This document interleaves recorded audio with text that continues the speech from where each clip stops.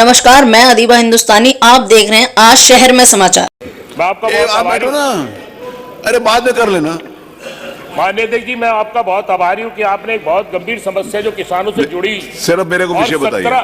17 गांव के किसान जनपद बिजनौर के तथा लखीमपुर खीरी के इससे अत्याचित हो रहे हैं। और अभी हमसे माननीय संसदीय कार्य मंत्री जी ने कहा कि ये तत्कालीन घटना नहीं है। ये तत्कालीन घटना इसलिए है कि अभी कुछ ही करीब 5-7 दिन पहले ही एसडीएम साहब की तरफ से, नगीना की तरफ से उनको नोटिस दी गए बेदखली के, जिसके अगेंस्ट उन्होंने एसडीएम में ये मामला दाखिल किया है। तो आपके माध्यम से मैं कहना चाहता हूं कि हल्दुवाला, कादरगंज, सुलेमान, शिकोपुर आदि गांव के दीपक बिष्ट, पुत्र श्री भारत सिंह बिष्ट, श्रीमती मनोरा देवी, पत्नी श्री धीरज सिंह एवं श्री तीरथ सिंह रावत, नेत्र सिंह आदि जिला लखीमपुरी के कुछ गांवों को उनकी जमीनों से बेदखल करने हेतु तत्काल नोटिस जारी किए गए, जिसका मुकदमा वहां के किसान एसडीएम कोर्ट में लड़ रहे हैं। वहां के किसानों से बात करने से पता लगा कि सरकार द्वारा 1359 फसली खतौनी से पूर्व उपरोक्त गांव की जमीनों को राजस्व रिकॉर्ड में दर्ज जंगल, झाड़ी, नदी, नाले आदि के अनुसार उपरोक्त 17 गांव के लोगों को बेदखल करने का आदेश पारित कर दिए गए हैं। जबकि 28 मार्च 1952 में तहसील अधिकारियों द्वारा उपरोक्त गांवों को भूमि पर राजा श्री चंद्रभान, पुत्र श्री उदयराज, राजपूत निवासी, हाल का नाम भूमि में दर्ज है। उसके उपरांत ही राजा श्री चंद्रभान द्वारा विभिन्न लोगों एवं कई नस्लों को विभिन्न लोगों के नामों पर इस जमीन की खरीद फरोख्त होती रही। आज इन 70 वर्षों में कई पीढ़ियों के नाम चलिए, आप पढ़ रहे हो और उसको विषय नहीं है, आपको पता ही नहीं विषय क्या, आप पढ़ो नहीं, किसानों के द्वारा यह भी ज्ञात हुआ कि उपरोक्त सभी 17 गांवों के किसानों को उनकी जमीनों से बेदखल करने के लिए बसपा के पूर्व सांसद तहसील के कार्य जिलाधिकारी के पेशकार द्वारा ये षड्यंत्र करके करोड़ों रुपए का लाभ कमाने हेतु ये साजिश की गई थी। उसी क्रम में बसपा के पूर्व सांसद ने अब ये नहीं, आप बढ़िए नहीं, देखिए ये विषय नहीं माननीय ना मनोज जी, मैंने आपको 2 मिनट विषय रखने के लिए इसलिए दे दिया था कि जरा आपका, क्योंकि पब्लिक इंटरेस्ट के लिए आपके हिसाब से इशू था कि ये हो जाए कि आपका विषय आ गया उसमें।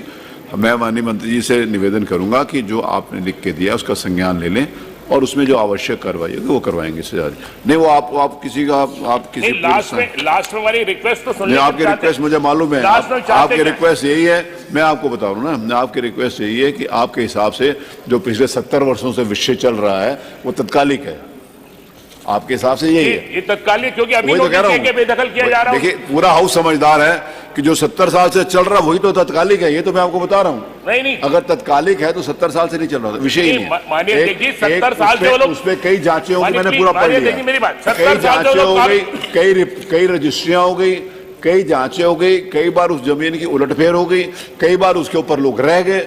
ये सारे का सारा विषय है। वो किसी राजा साहब की जमीन थी, मैंने पढ़ लिया है यहाँ बैठ के, मैं बिना पढ़े आपको, उस समय मैंने नहीं पढ़ा था। जब हमारे संसदीय कार्य मंत्री ने संज्ञान दिलाया तो मैं, आप मुझसे कौन सी लाइन में क्या लिखा है पूछो, मैं आपको बता दूंगा, कौन से पेज पे क्या लिखा है ये मैं आपको बता दूंगा। मानिए देखिए, मेरी 2 मिनट आपका विषय ये है, 2 मिनट सुन लीजिए, मैं रिक्वेस्ट सुन लीजिए, मैं चाहता क्या हूँ। हाँ। मानिए देखिए, अगर ये 70 साल से चल रहा विषय है, 1 मिनट बाद, 1 मिनट, लेकिन 70 साल से बात हो रही है, 70 साल से मान्य देखिए वो किसान उस पर काबिज थे। हाँ। आज उन्हें बेदखल किया जा रहा है। इस बीच में जमीनें बेच दी गई, उन पर लगान दिया। आपके इस कागज के हिसाब से 70 साल से काबिज थे, उनके पास भी किसी भी प्रकार का कोई बैनामा नहीं है। नहीं, मेरी बात सुनिए, मैंने पढ़ लिया है, मैंने पढ़ लिया, उनके नाम उन पे दर्ज है कि नाम दर्ज होने से मालिकाना हक नहीं हो जाता, कई बार बैनामे कर दिए। नाम दर्ज होने से मालिकाना हक नहीं हो जाता, ये आपको पता है। नाम दर्ज होने से किसी लैंड उसमें, फिर भी आपने कोई बात इशू उठाया है तो मैं माननीय संसदीय कार्य मंत्री से विनम्र निवेदन करूंगा कि जो विषय इन्होंने उठाया उसका संज्ञान ले लें, उसकी रिपोर्ट मंगा लें। आप कुछ कहना चाहते हैं? बात तो आई गई। हाँ, बात आ गई, हम भी जवाब दे दें। आप दीजिए।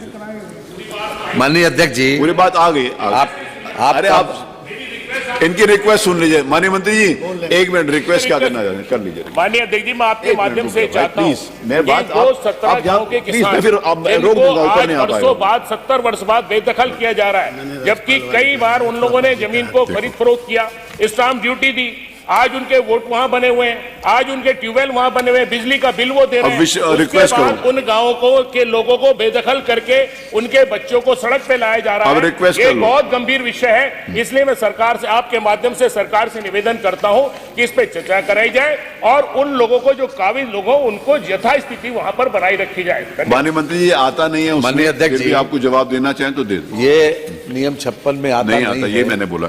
ये मैंने आपसे रिक्वेस्ट किया था, लेकिन फिर भी माननीय सदस्य ने आग्रह पूर्वक अपनी बात कही है।